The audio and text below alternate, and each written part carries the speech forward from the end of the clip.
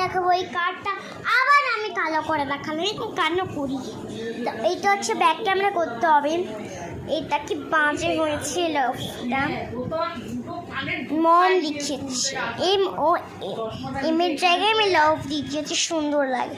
এই ডেকোরেট করলে ভালো হয়েছে, কমেন্টে জানাবে কাঁদে কাঁদে তোমরা মাদার্স ডেতে কী দিয়েছো, সব কমেন্ট করি আমি পড়ি, তোমরা দাও না বলে এখন পড়া বন্ধ করে দিচ্ছি, দেবেন আবার পড়বেন। তো এটা হচ্ছে পুরোটা আমি স্কেচ পেন দিয়ে বানিয়েছি, যে ব্রাশ কালার আছে বাট এটা আমি স্কেচ পেন দিয়ে বানিয়েছি। ব্রাশ কালারটা দেখালাম না, এটা আমি স্কেচ পেন দিয়ে বানিয়েছি। সবথেকে বেশি এই এমটা আমার দিদি চাল লাগছে। তো এবারে এটাকে আমি খুলে দেখাবো ব্যাক ক্যামেরা করে, তো ব্যাক ক্যামেরা করছি, তো বাবা দেখো, ঠিক আছে দেখাচ্ছি আমি। এই দেখো শোনো, তো ফার্স্ট আমি এই যে এটা হচ্ছে A4 হচ্ছে A4 শিট পেপার, তো A4 শিটটা পেপারকে রাখি। ফার্স্টে তো আমি এরম ফোল্ড করেছি, তো এই ফোল্ডটা ছিল আমি এরম করেছি, তারপর আবার এরম করেছি। দেখ এই ওপরেরটা আছে না, ওপরেরটা এরম করতে হয়।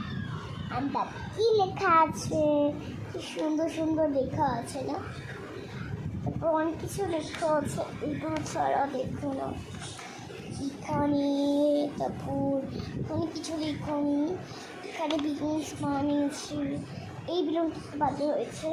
তারপর আমি মম লিখেছি এখানেও, তারপর আমি মম লিখেছি।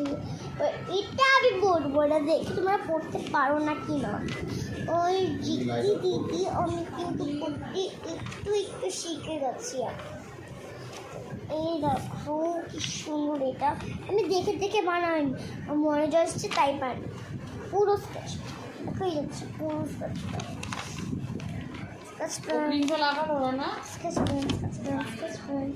ব্লগটা লাগাতে টাইমই পাচ্ছি না। তো চলো পিয়ানো, আমার একটা পিয়ানো আছে, পেছনটাকে আমি কিছু করিনি, করবো না। তো ওইটা অনেক সুন্দর হয়েছে,